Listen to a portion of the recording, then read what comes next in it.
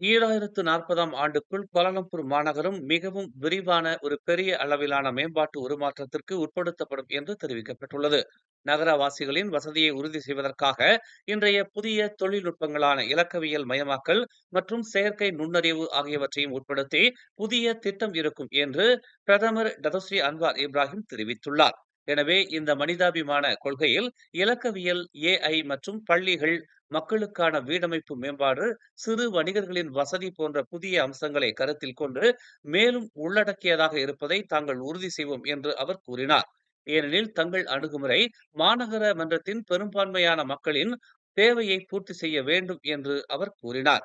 அவர்களில் பெரும்பாலானோர் இன்னும் B40 தரப்பினர் என்றும் M40 தரப்பினர் என்றும் அவர் கூறினார்.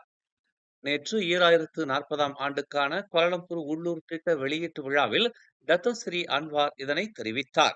மேலும் செய்திகளை தெரிந்து கொள்ள தமிழ் மலர் நாளிதழை பாருங்கள்.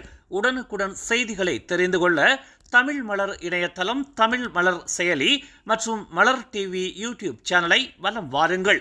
எங்களோடு இணைந்திருக்க மலர் டிவியை பதிவு செய்து கொள்ளுங்கள்.